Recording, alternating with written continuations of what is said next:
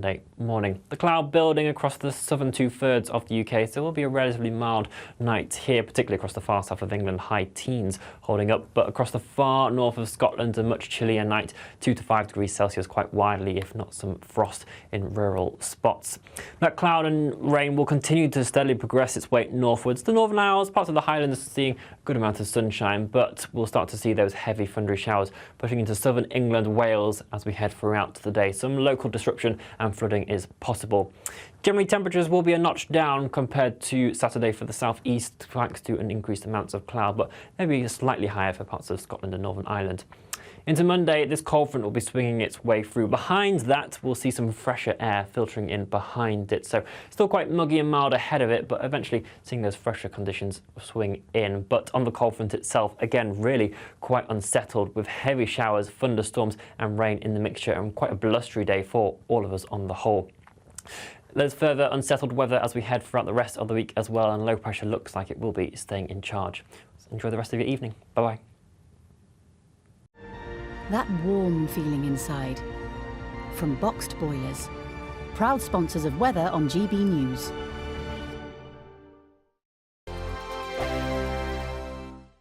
What you get for breakfast is something that, if we do our jobs right, you will wake up to news that you didn't know the night before. It's a conversation. It's not just me and Eamon. We want to get to know you, and we want you to get to know us. From 6, it's Breakfast with Eamon and Isabel. Monday to Thursdays on GB News, Britain's news channel. Westminster is going around in ever-decreasing circles, followed by the media. Britain is broken. How on earth did we get into this mess? But more importantly, how do we get out of it? Join me at 7 p.m, Mondays to Thursdays on Farage, here on GB News. We will have open, rational debate. We've got to work out how Britain moves forward from this. Join us here on GB News, the People's Channel. Britain is watching. When the news happens, it happens here. And really important breaking news. Breaking news this morning. On TV, radio and online, the news starts here on Britain's Newsroom. All the biggest stories and the answers that you need from across the UK and beyond. Join Britain's Newsroom from 9:30 on GB News. The People's Channel, Britain's news channel.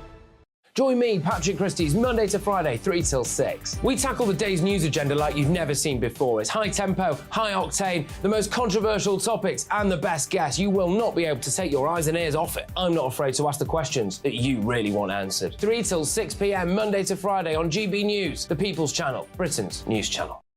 People in Britain, they love free speech, but they also love fair play. I don't care if I'm speaking somebody from a trade union, from the Labour Party, somebody from the SNP. And I think the viewers like to see that actually we can challenge one another, but in a positive way. We think we ask the questions that people want to ask, and often we ask the questions that we wanted to ask in Parliament but never got the chance to ask. So join us every Saturday, 10 a.m. till noon on GB News, Britain's news channel. It's all about family, being in people's living rooms, all the interaction and getting to know who our viewers and listeners are. When I was young, my dad used to say, Nana, stop arguing. I wanted an outlet that would enable me to give my opinion.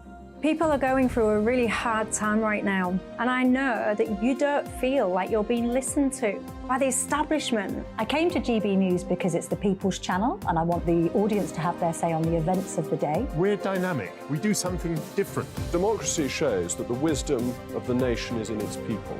I get to travel to find out what the story is from a personal perspective. The British people aren't fools. We know when we're not being told the full story. We've got to work out how Britain moves forward from this. It's the best country in the world. The establishment had their chance. Now we're here to represent your views. Britain's watching. Britain's watching. Britain's watching.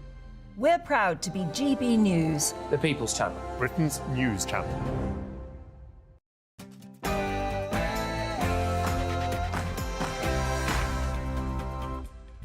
It's Saturday night and this is the Saturday 5. I'm Darren Grimes along with Albie Ammon-Corner, Emily Carver, Benjamin Butterworth and Leo Curse. Tonight on the show, forget the XL bully, Starmer wants us to be Brussels lapdog. People crying racist about the Peckham hair shop incident are totally wrong. I found myself in agreement with the union leader of the GMB. Why pensioners demanding triple lock pension payouts are immoral. Banning XL bullies is just racism for doggies. It's 8 p.m. and this is the Saturday 5.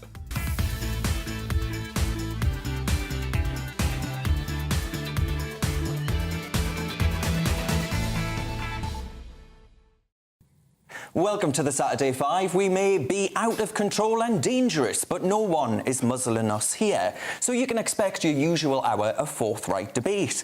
I'm here with Albie, Emily and Benjamin as usual, and tonight we'll be discussing shocking news that has shaken the world of comedy to its foundations. Yes, that's right, Leo Kearse is back on the Saturday 5. Now, the premise of the show is simple. Each of us gets around 60 seconds to outline our argument about any chosen topic, then we all pile in and it falls apart faster than Labour's plan to tackle small boats. And of course, we want to know your views as well. Please do get in touch by emailing gbviews@gbnews.com. But before we start rubbishing Benjamin, openly debating the big issues of the day, it is your Saturday Night News with Ray Addison.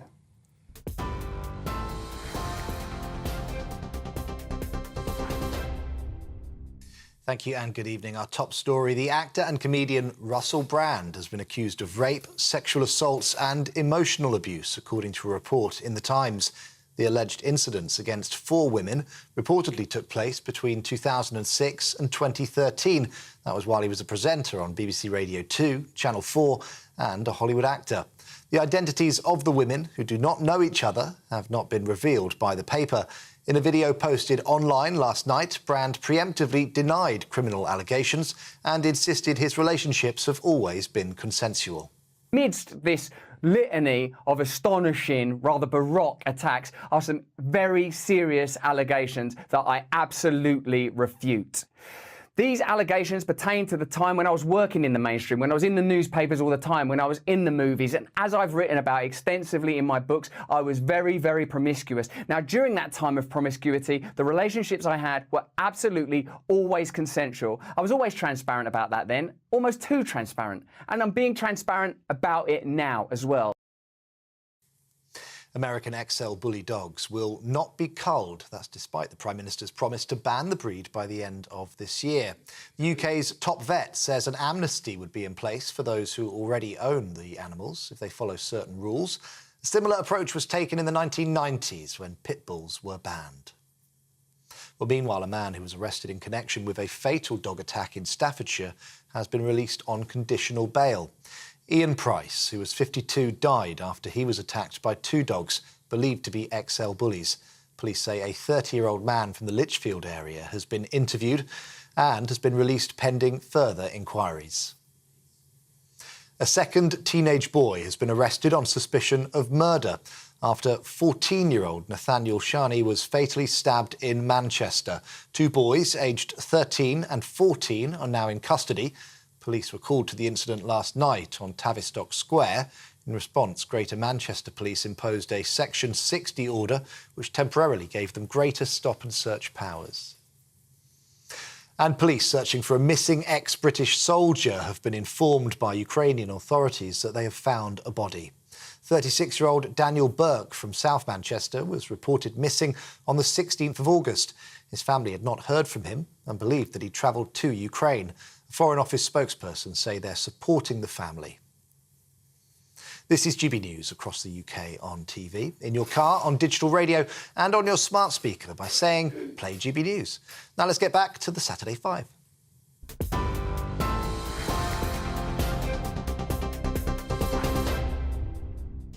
Thanks, Ray. It's Saturday night. You are with the Saturday 5. I'm Emily Carver, and you need to forget about the Rugby World Cup and scrum down with us for an hour as we debate all the week's big talking points. So let's crack on. Now, we're going to kick off with Grime Time, and not having discussed it much in the past, Darren thought our wonderful viewers might like to get his take on migration. Off you go, Darren. Yes, that's right, ladies and gents. Brace yourselves. Sir Keir fence-sitter Starmer has finally made a move. He's dismounted his splintered backside to grace us with Labour's so-called master plan to halt the migrant boats. And who's by his side? None other than Yvette Refugees Welcome, just not in my house, Cooper. Now hold on to your hats because you won't believe this. They want to resurrect a Dublin Convention-style deal with Brussels. The good old family reunion scheme, where asylum seekers ping-pong between Britain and the EU like a bureaucratic game of hot potato. But let's rewind to 2020, shall we? Under that same Dublin Convention, Britain tried to offload a whopping 8,502 illegal migrants back to EU countries. And guess how many Brussels accepted? A measly 105. Meanwhile, I'm sure you can guess this next bit, Soft Touch Britain, the world's most generous doormat, rolled out the red carpet for 882 asylum seekers from the EU. So let's get this absolutely straight. I didn't vote Leave and campaign for it, for Sir Wishy-Washy Keith to drag us back into the EU's bureaucratic quagmire. If this is Labour's grand idea, then I've got a bridge to sell you, and it's not the Channel Tunnel. Frankly, I don't want my country to become a dumping ground for any boat migrants. You heard that right, any. What planet is Starmer living on? With a housing crisis, with a healthcare crisis, with an education crisis, and this clown wants to make them worse. Wake up, Britain. Starmer's offering empty promises and red tape, all designed to make us Brussels-obedient lapdog on a very short EU leash. Benjamin Butterworth, I'll start with you. I'm assuming you looked at that and thought it was the best plan you'd ever heard. Well, at least it actually is a plan rather than the bluster and piffle that Suella Braverman comes out with. You know, she came up with Rwanda. Cost us a fortune, about 120 million quid. Nobody's gone there. She never shuts up about stop the boats, stop the boats. The boats are still coming in greater numbers. All it took was some sunny weather and thousands of them came over and risked their lives and risked our security in just a few days. So Keir Starmer has come forward and say, actually, let's be adults, right? Let's talk to the French, let's talk to the EU, let's come up with a deal which says how many people we take and how many people we're going to send back. Now, the idea that you're sitting down, say, oh, that doesn't work, we'll take all these immigrants. Mate, we're taking all the immigrants already. At least he's got an idea. Exactly, so I don't want us to take any of them. So then what do you do for people like us? You can't just force them back to France because the real world doesn't work like that. Australia did. I know you supported Brexit, so you love your fantasies, but in reality, you can't just fly thousands of people to Paris. I'm sorry, the plan that Keir Starmer has come up with, he talks about talking to the French, negotiating a return deal, being at the heart of Europol, having a connected relationship and all of that stuff. These are all things that the government is either already doing or is trying to do. The only difference between Keir Starmer's plan and what the government are trying to do is that the government also want a deterrent in the form of the Rwanda plan, and they don't want to be part of Europol. That clearly Otherwise, didn't work. Yeah, but the point is the difference between the plans is nothing. Also, so what's your issue with the government's plan? Can I just say that there is the minor issue. That is to say that the European Union don't want to negotiate in this way with the UK government. Officials have already said that it's delusional that Keir Starmer wants to negotiate to sort of rejoin some kind of EU resettlement scheme. If you know what's going on the continent at the moment, you've got Poland who want a referendum on the migration schemes, on these quotas for asylum seekers. You've got Germany backing out of the resettlement scheme because they don't want to take too many people from Italy, because Italy aren't playing, you know, in the same. They're not doing what Germany want, essentially. There really is a huge battle going on the continent that Keir Starmer seems naive to, ignorant to. I don't know what's going on, but we don't want to be joining that scheme again, that's for sure. It's an absolute mess. And the thing is that you bitch and moan about the fact that we've got no houses in this country and that old people are millionaires or whatever rubbish you're going to spout later on, when actually we've got nowhere to house these people, Benjamin. So where are you going to put them once you vote for your Labour government? Can they stay with you in your lovely little home in London? Darren, you're the one that's being delusional because you're saying that any of these governments actually want less migration. That's an absolute nonsense. Illegal immigration is a very convenient thing for the Tories and for Labour. That's why they're not doing anything to stop it. They're dependent. This country's economy is dependent on basically unfettered illegal immigration and legal migration because we're not having enough children, and children are very expensive to raise, so why not just import workers when they're already fully grown? And what worries me about that is that actually the fact of the matter is we are going to poison democracy in Britain because people keep voting for border controls and they keep being rejected by the political class. Across Europe as well. In Italy, they voted for an apparently far-right fascist leader who's going to close the borders, and if anything, she's opened them further. Well, we're stuck in a cycle, aren't we? People aren't having children partly because of the housing crisis, and then we make that crisis even worse by having such large-level immigration. So we are stuck in a bit of a bizarre cycle, aren't we, really? I just think there's an audacity to say that a Labour government is going to... Because the Labour government has said, Keir Starmer has said, that they will allow for a quota of migrants to come into the country as part of doing a deal. I think it is misleading to try and claim that that puts Britain with more refugees or migrants than it would now, when the numbers now are, you know, over 1,000 a day in some cases. This is just being more honest. But Benjamin, sorry, Albie, being more honest, I think actually you should be honest with our viewers and be clear that actually, Sir Keir Starmer, this is all just a plan to take us back into the EU.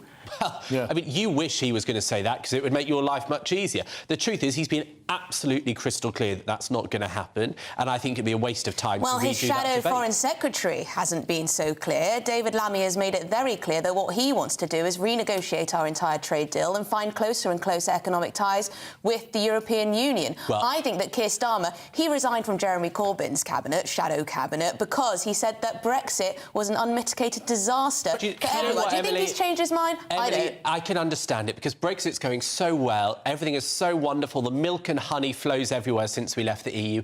Why would anyone want to go back in? Can Conservatives also be honest that we have failed on migration? I think it's one thing, Darren, to say that you think Keir Starmer's plan for migration is bad and won't work. Well, guess what? Our plan for migration isn't working either. So I think we've got to stop this ping-pong of you're awful, and then you say we're awful back. We're all awful. We need to come up with a solution to the migrant crisis, and I don't think either of the parties really have a clue what they're doing. Well, it would help if the solutions got through the courts, I'll just say Well, that. exactly. Leave the ECHR, there's the solution. Now, anyway, up next, it's Albie, and he thinks that this week's Peckham protests are ridiculous. Albie, the floor is indeed yours.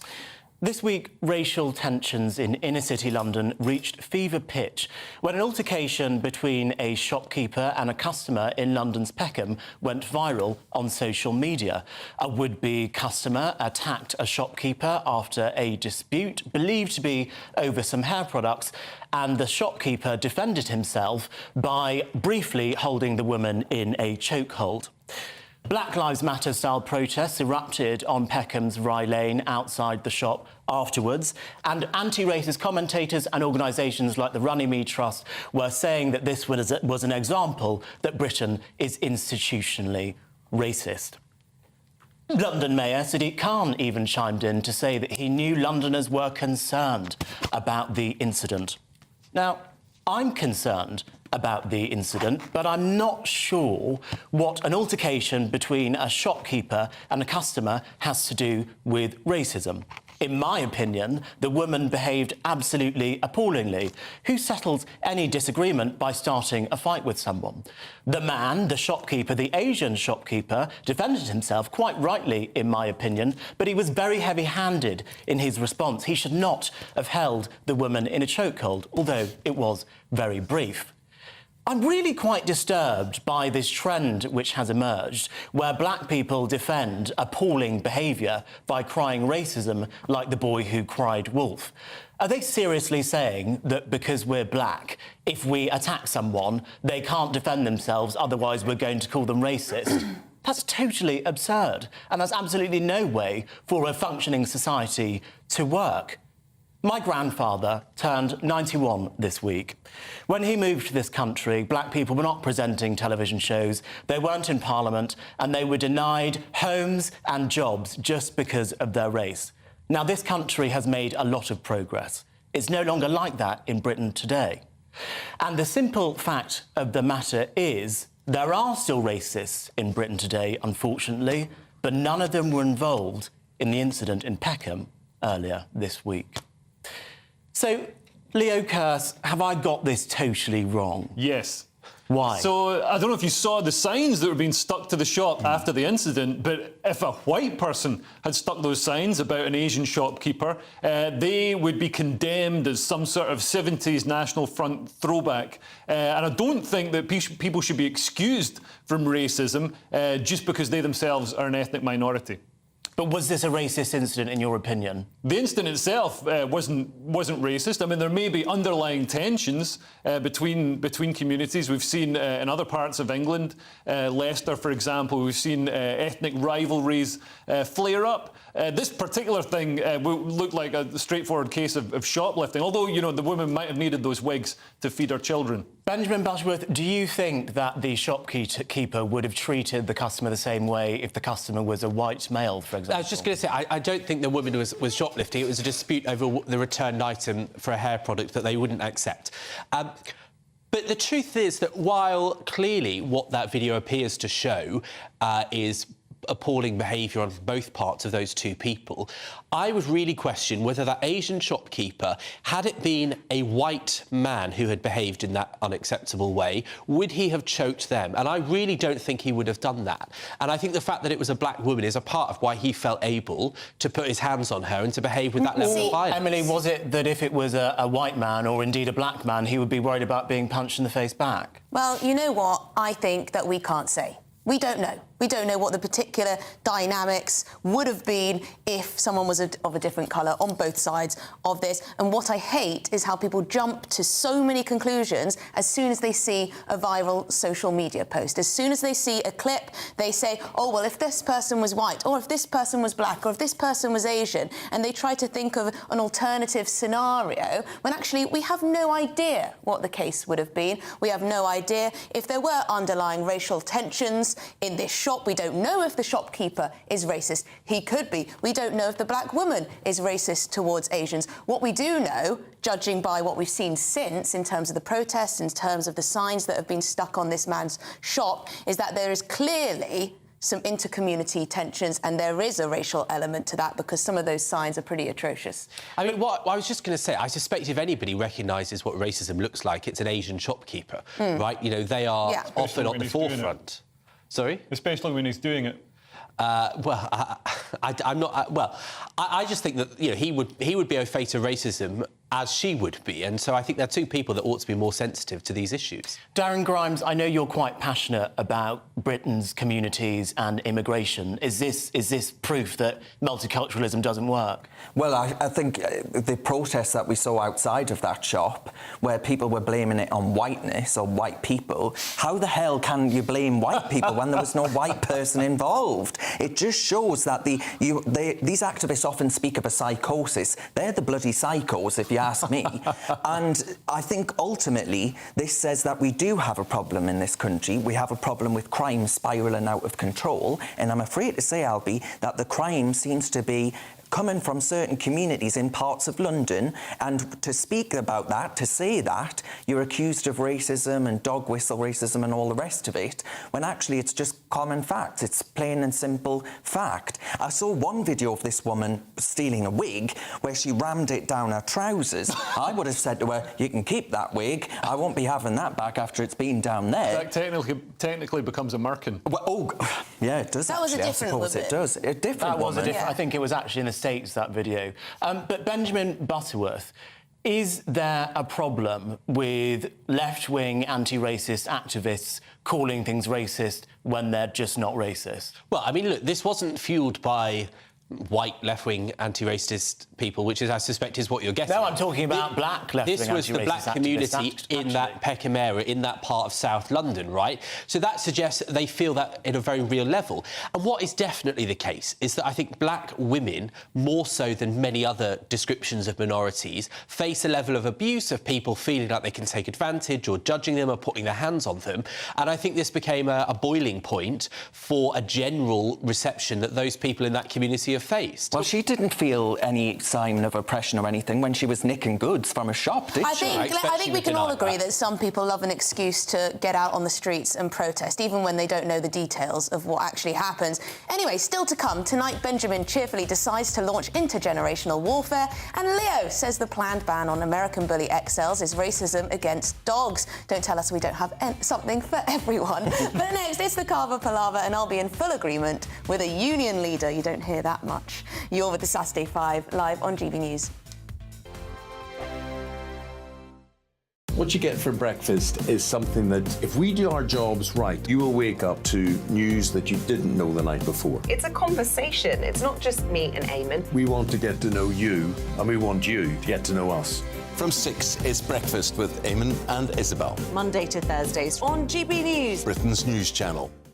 Westminster is going around in ever-decreasing circles, followed by the media. Britain is broken.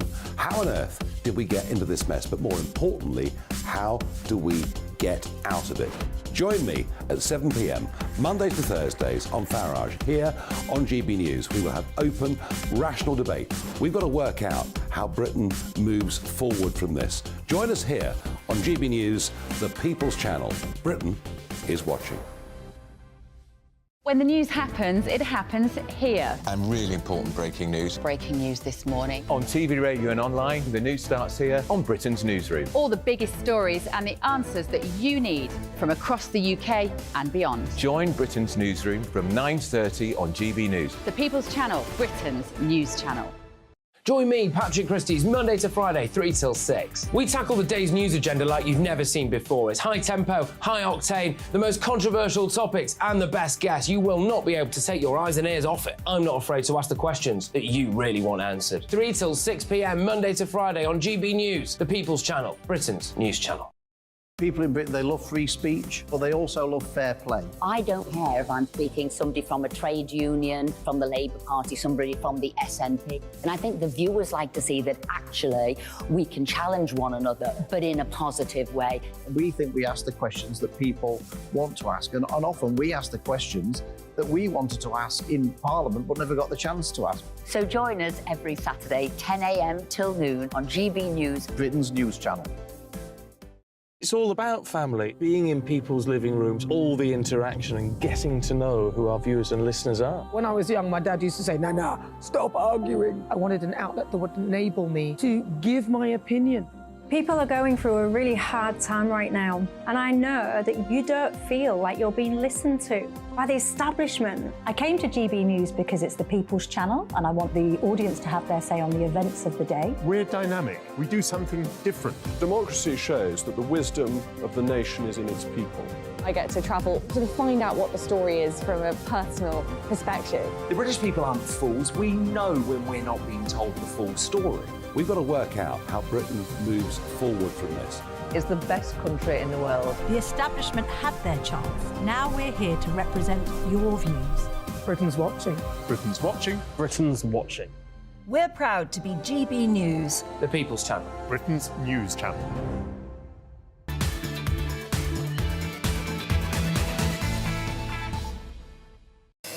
Welcome back to the Saturday 5. Your emails are flying in as usual. Claudine says, I think it's remarkable to ridicule Labour's potential lack of ability to stop the boats when we have a Conservative government who've proved themselves to be spectacularly useless and incompetent regarding stopping the boats. Yes, but my point is, Labour don't even want to stop the boats. They're saying, come on, come all. But Alan says, Starmer is having his Kinnock moment. The tide will turn against him. Oh dear, Benjamin Butterworth will cry. Lena says, regarding the Peckham protest, Emily is right. Stop playing the what-if game with racial tensions. She was wrong to assault the shopkeeper, and that's that. Well, now it's time for our next debate. Up next it is Emily, and Carver is in quite the palaver about the race to net zero. She thinks that none other than the GMB union are on the right lines. Off you go, Emily. Yes, you'll be surprised to hear, perhaps, that I haven't always been the loudest supporter of union demands, but tonight that all changes. Gary Smith, the General Secretary of the GMB Union, has said 3 things that sound rather a lot like common sense to me. So, in a warning to Keir Starmer, he said the following. 1. Voters will not accept economic destruction to achieve net zero. 2. Abandoning oil and gas too quickly would be a disaster. And 3. That the blind rush to net zero is harming those who can least afford it. In fact, he went as far as to say, we've cut carbon emissions by decimating working-class communities. And what did he point to justify these claims? Well, green levies for a start. They add about £170 a year to every household bill, a modern-day poll tax, he said. Lack of green jobs for working-class communities. Yes, we've been promised by successive governments, government after government, that there will be all these green jobs, there will be this green revolution. But no, he says they are severely lacking. And what I want to know is that even if you think it's absolutely essential that we decarbonise our whole economy immediately and show the world our noble example, how much will it all cost? Because I think our leaders have been a little less than open about the costs, and I think we need to know them and then let the people decide. You see, when you ask the public, are you in support of net zero, the majority do say yes. But when you ask whether they want to ban petrol and diesel, that falls to less than half. When you ask whether they want taxes on airfares, that falls to 37%. Yes, Benjamin.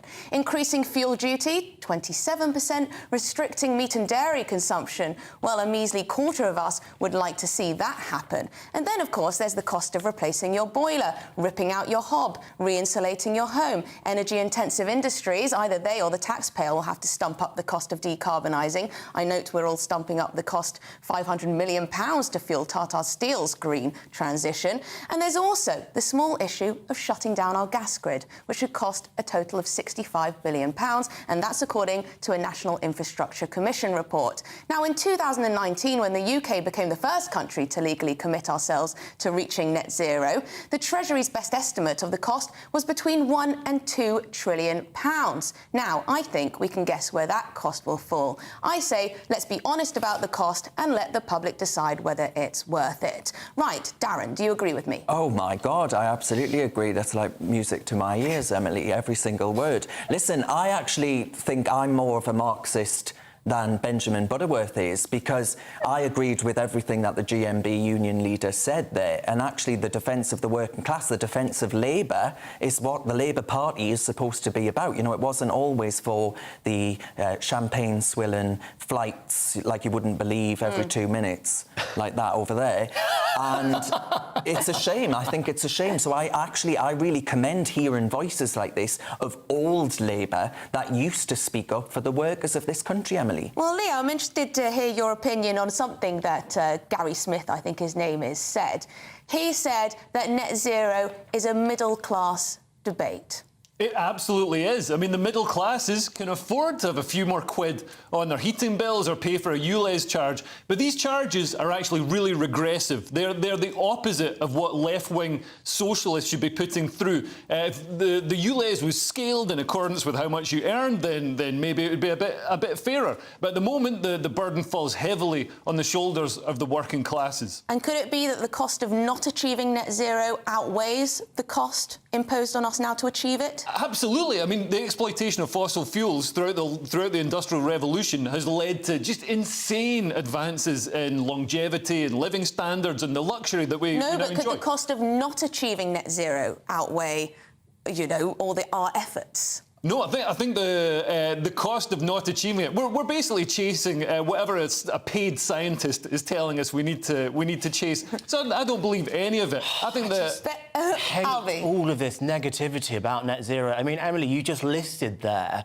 just a list of bad things without actually talking about the positives of renewable energy. Renewable energy is actually the cheapest form of energy at the moment. If we can build nuclear power stations, if we can build onshore wind, if we can store energy property, build enough electric chargers for electric cars, living can actually be cheaper and better for people. And these are things that can happen. inaction. It is government inaction which is holding us back from the benefits of a green transition. And I hate all of this negativity. What do you say to the green jobs point, though? Because Gary Smith said it's all well and good talking about green revolution and all the jobs that come from renewables, absolutely fantastic. But he says we're not actually seeing those in working class communities. Instead, we're importing our energy infrastructure from countries like China, countries like Indonesia. Do you understand that point? I understand the point, but if you talk to other people, they will say completely different things. Like if you speak to the mayor of Tees Valley, the Conservative mayor of Tees Valley, Ben Houchen, I think now Lord Houchen, he talks about how the green jobs revolution in the northeast of England has been providing lots of jobs. And what Simon kind Clarke's of jobs? Jobs building wind turbines and gigafactories for electric cars, opening up in the northeast of England. So there are opportunities associated with the green transition. We've just got to be bold enough to take them. And one word to Benjamin. Only one. You're wrong, would be what I'd say. The cost of not doing this is far greater than any of these individual costs because it's the end of the planet as we know it. And that's already evident in parts of the world. Many of those are in the Commonwealth. When are you next going on holiday? Tomorrow. How are you getting there? How are you getting there? I'm getting there on a flight to South Korea, Darren. But that is the real answer, and this is where this fella has a point, which is that it should be an advancing technology to make things like cars, electric cars, to have airplanes that are much less polluting. That is the real answer, and because we are a highly educated workforce, I think we can lead the world in that. And I think you are being leading the world in it. I agree with you on that, Benjamin. It is advancing technologies that will make this world greener. Well, yes. Anyway, still ahead, Leo's going to explain how the scourge of racism is now sadly impacting the dog community. But first, let's get your latest weather. That warm feeling inside. From Boxed Boilers, proud sponsors of weather on GB News. Hello there, good evening. I'm Jonathan Vaughtry, here with your latest GB News weather forecast provided by the Met Office. There's increasing threats of some heavy and thundery showers as we move into the second half of the weekend. For Saturday evening, though, generally lighter showers on the cards for southwest England, Wales, generally pushing towards Northern Ireland into the early hours of Sunday morning. The cloud building across the southern two-thirds of the UK, so it will be a relatively mild night here, particularly across the far south of England, high teens holding up, but across the far north of Scotland, a much chillier night, 2 to 5 degrees Celsius quite widely, if not some frost in rural spots.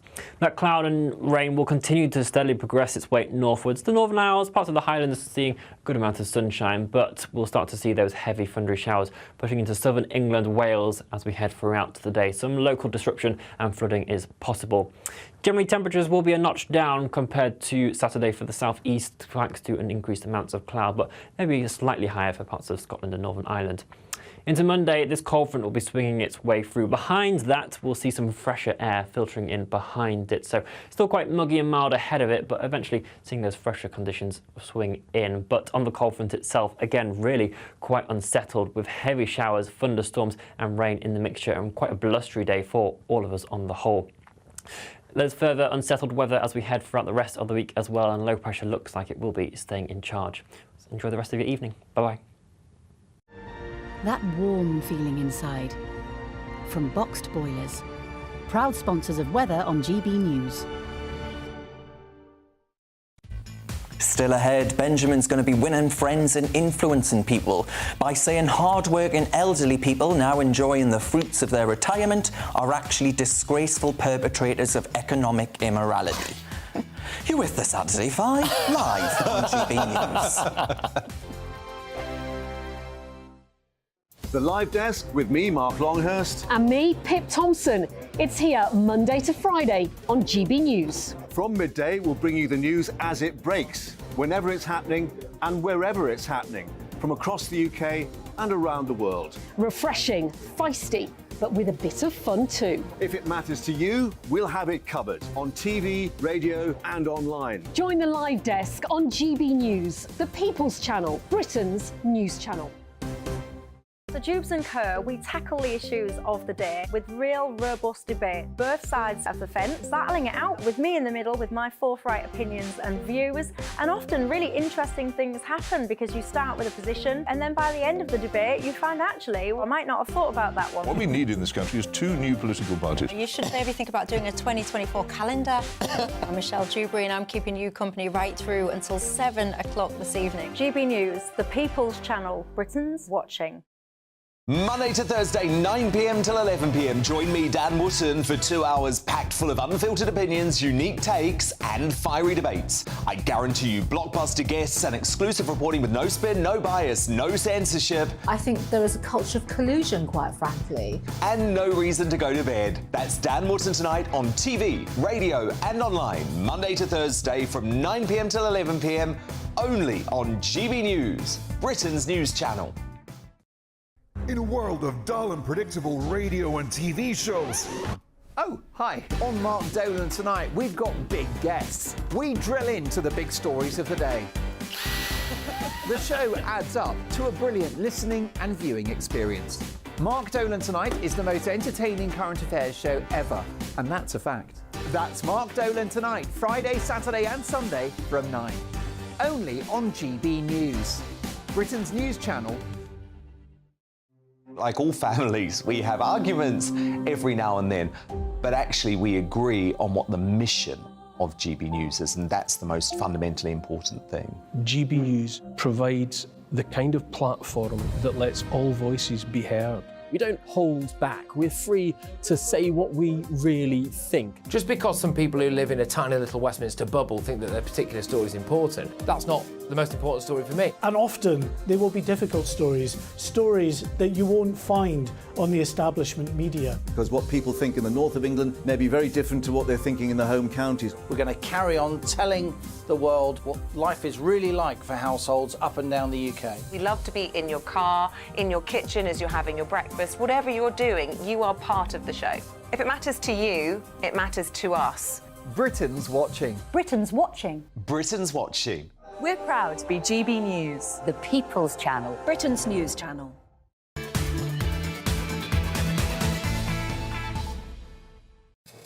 Welcome back to the Saturday 5. Now, we've had plenty of emails coming in tonight. Bryony said, aiming for net zero is like a life insurance policy. We all hope the planet does not become too hot, but if that is a danger, it would surely not hurt to try and do something about it. I agree with you. I just think the way we're going about it is wrong. Adrian said, the majority of us don't want electric cars. There's nowhere to park them, never mind charge them. Anyway, it's time for our next debate. Yes, indeed. Up next, it's Benjamin, unfortunately, and he's going to tell us why it's immoral to have so many millionaire pensioners. It's time for the politics of envy, otherwise known as Benjamin's bugbear. Oh, look, Darren, I don't think I envy benefit scroungers, to be honest with you. Now, look, pensioners. Yes, that's alienated you already. Pensioners are set to get a 10% rise in their pensions. That's more than inflation. It's going to cost the taxpayer about £11 billion more this year. That takes the total annual cost of pensions to £110 billion. That's more than education, defence and the Home Office combined every year. Almost 20% of people in Britain are living on a pension. This is unsustainable. And that's why the triple lock, which guarantees these various forms of rises in pensions, needs to go. It's wrong that people who are out of work should be getting bigger pay rises than people who are working. A quarter of pensioners are millionaires. This is an absurd situation. And no, it's not just that their house is worth a fortune. They've had their disposable income rise twice as fast in the last decade as people who actually turn up to work. They've benefited enormously from house price rises. In fact, loads of people have seen the value of their house increase tenfold compared to when they bought it, if that were 40 or 50 years ago. And then you say to pensioners, all right, you've got £1 million house out of nowhere. Why don't you pay a bit of that for your health care when you need a care home? And they say, no, we won't do that. And then who has to pay the bill? Young people. Now, look, this generation often talks about the wartime spirit when everyone pitted in together. Well, I tell you what, when young people and people who are turning up to work and fueling this economy are having a cost crunch bigger than anybody in work has seen, then why don't pensioners do their bit, show that wartime spirit, and stop taking so much money from the state when they don't all need it?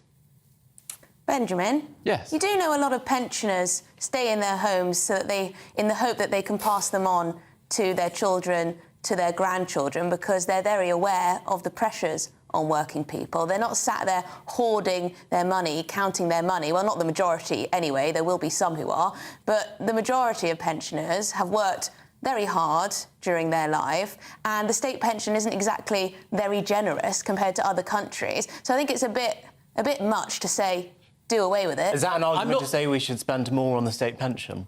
Well, maybe, for some. I do agree to an extent that it should be means-tested, but again, I'm not sure if that would be too difficult to administer. On that point, our lovely producer has this lovely graph which shows actually where Britain is, how the UK compares to other countries as far as pensions are concerned. And the UK's on 58%, and then you've got Italy on 52%, France and Germany are on 70%, France on 74%.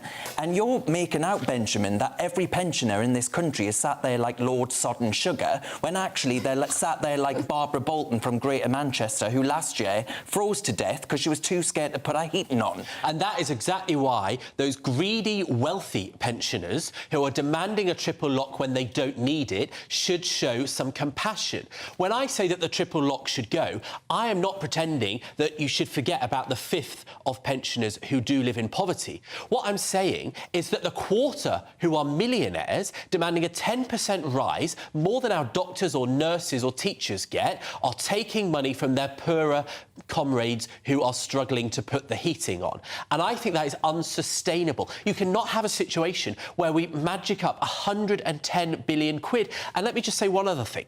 It is a myth that the money pensioners take out is what they put in. Quite obviously, it's a myth. Inflation and the long time that people spend as pensioners makes that obvious. We pay for pensioners, and there should be a bit more moderate attitude. But a lot of these pensioners are millionaires on paper because the price of their house has gone up a lot, largely because they've created an economy. And that's why I can't afford one. Well, yeah, there are other benefits as well. But I mean, to say that they should be turfed out of their houses to realise that money, those are their homes. You can't throw somebody out of their home. And also, if you hate pensioners so much, I don't hate pensioners. Why do you dress like one? Well, it's rich in that jacket. Do you know what, Benjamin, when he gets to, you know, the age of a pensioner, whatever the pension age, you will be lapping up all of those freebies. You'll be like, oh, look at this. I'll get my TfL bus pass at 60. Lockstep behind you on this, Benjamin. I think it is absolutely absurd that there are a quarter of pensioners who are millionaires who are taking handouts from the state, essentially. On paper. It's socialism for pensioners and capitalism for everyone else. And I don't think it is conservative at all to be spending money that we don't have on people who don't need it. We basically have a universal basic income for anyone over the age of 66. It's £8,000 a year. And hang on, hang on, can I just say, when you compare what pensioners get to other countries, the way we calculate it is slightly different to them. Our private pensions are often more generous.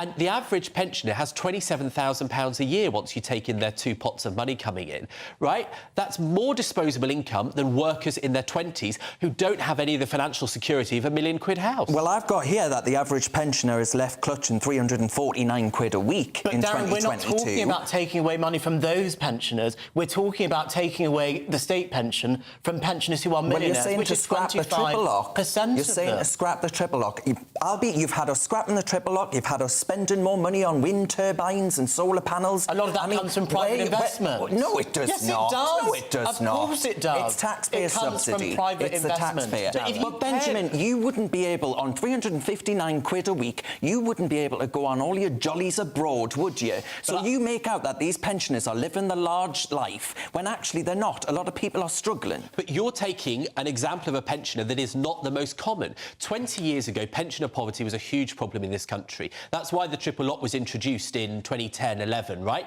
Because it's managed to eradicate, in large part, the poverty of that.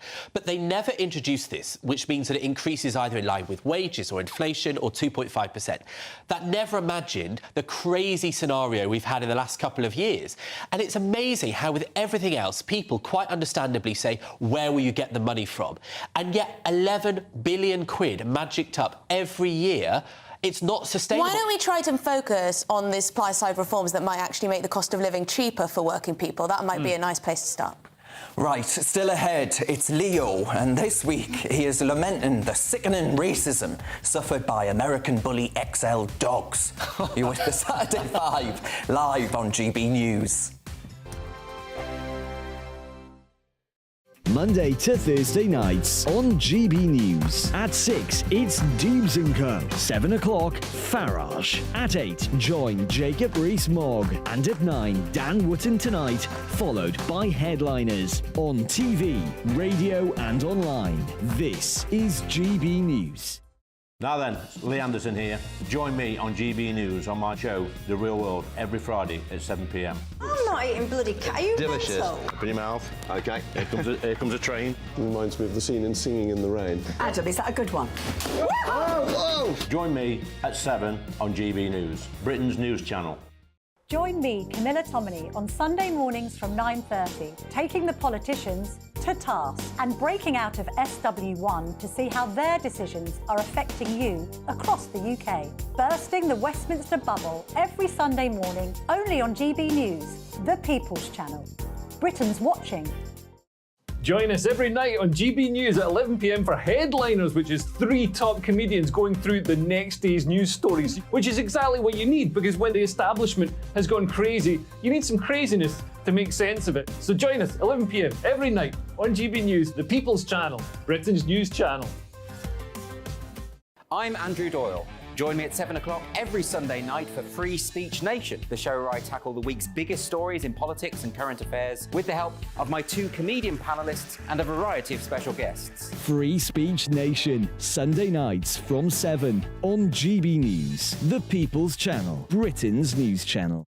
Every Sunday from 11, join Michael Portillo. There will be topical discussion, looking at the week before and the week to come. So kick back and relax at 11 a.m. on Sundays on GB News with me, Michael Portillo. GB News, the People's Channel, Britain's news channel. I joined GB News because I was sick and tired of not hearing my views being represented, not just mine, but so many people that I knew and spoke to. I just couldn't get my voice out there. I couldn't say anything. I couldn't do anything. Whatever the narrative was, I kind of had to follow it. GB News is there to provide a voice for those who have been ignored by the establishment media. We think different things. We've got a different style. GB News is here to be optimistic and positive about the future. It's real kind of dynamic and flowing, with the audience very much at the heart of it, like a big family. Here at GB News, we talk about the things that matter to you. Hearing the voices from right across our towns and cities, especially our towns. All sides of the argument represented with a heavy dose of opinion. We're on a mission here to make a difference. And the GB News family really is here for you, and whatever time of day you can watch or listen. Britain's watching. Britain's watching. We're proud to be GB News, the People's Channel, Britain's news channel.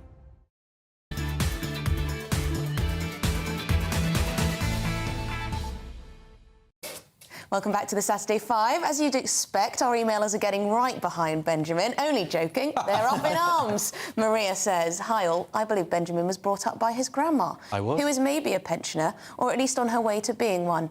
She needs to give him a clip around the ear hole." Well, there you go. Strong stuff. She's dead, so it's not likely, but... Goodness me. Well, there you go. Not possible. Jason says, "Here we go again. Mr. Butterworth saying we are immoral. Let's see how he feels when he's done over 50 years of work and then gets a pension of £200 a week to live on." Well, there you go. But Jenny says, "No doubt Benjamin will be widely derided, but he is raising the single biggest issue this country faces. We have to help our youngsters get on the housing ladders, just for starters." Well, yes, that's very true indeed. But it is time for our next debate, and we are finishing on a high. Yes, indeed. Up next, it's Leo Kearse, and he thinks that actually the planned ban on American Bully XLs is racism entering the dog community. This should get a few tails wagging. Take it away, Leo.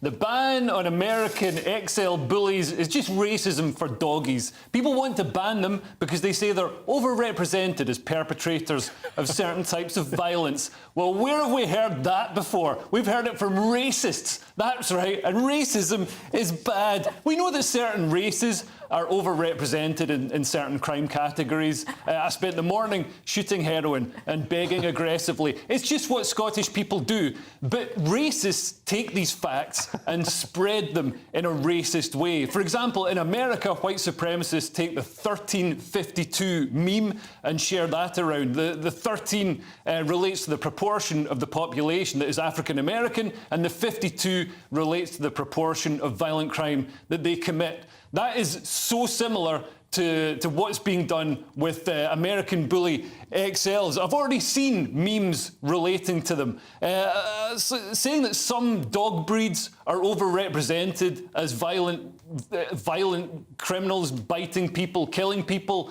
It might be true, but it's also racist, and it's giving fuel to racists. Frankly, it's a dog whistle, and we should ignore it for the good of diversity. Where did we find you, honestly? It's all facts. Look, I think it's a pretty interesting debate, because a friend of mine has one of these XL American Bullies, and I was shocked when I found that out, because her dog is so placid, so well behaved, and so to say that just because they are that breed they must behave that way, I think, you know, is a judgment that's not necessarily fair. Now, I was terrified of dogs until a few years ago, because I had an incident with one when I was very young. Now, that was a Labrador. So are we going to ban every dog that could behave aggressively? I think there's something to be said that it's the owner, not the dog, that's the problem. Well, you bring a very strong point there, Leo, in terms of we shouldn't generalise about specific breeds like we shouldn't generalise about different races. I think that's a very smart, intelligent, well-thought-out point, actually. It's ridiculous to discriminate against an entire race of people just because of how most of them behave.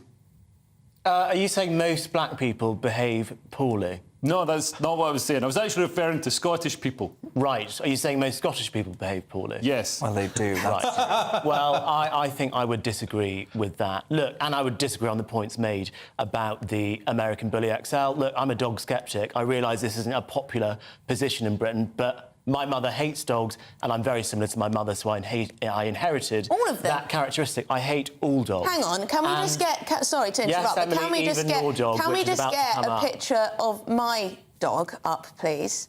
Can we? There he is, now. This dog, you're telling me you hate this dog. Bobby, Bob, the Bobmeister, whatever you want to call him. To be quite frank, I'd rather it was a cat. Look, the point is that I think all dogs which could potentially kill a human, apart from working dogs, should actually be banned. Why does someone need a Doberman or a Rottweiler or a German Shepherd if it's not a working dog? I think if you're having your small little... What is it, a cockapoo? That's fine. Yes. Relatively innocuous, harmless. I can deal with it like a small irritant. But those big dogs, terrifying. Ban them. You don't want a cockapoo? No, I don't. Can I just say, I think, obviously, you were slightly tongue-in-cheek, or maybe you really believe that. It's hard to tell most weeks. But what I would say is there is a level of sort of classism in this, because a Rottweiler or other massive dogs like that are very expensive to keep. So you get quite a few middle-class people for whom that's their dog of choice, because it's really not cheap. But a dog like this, which is often among sort of, you know, they're popular among some working-class men on some council estates, is it a judgment about whether they really deserve to have the pleasure of a dog, or whether they can be trusted in a way that my friend who has one, who's a posh woman in West London, I suspect no one's ever thought of her like that. But this is a 60-kilogram pure muscle-killing machine. I mean, this... Me or the...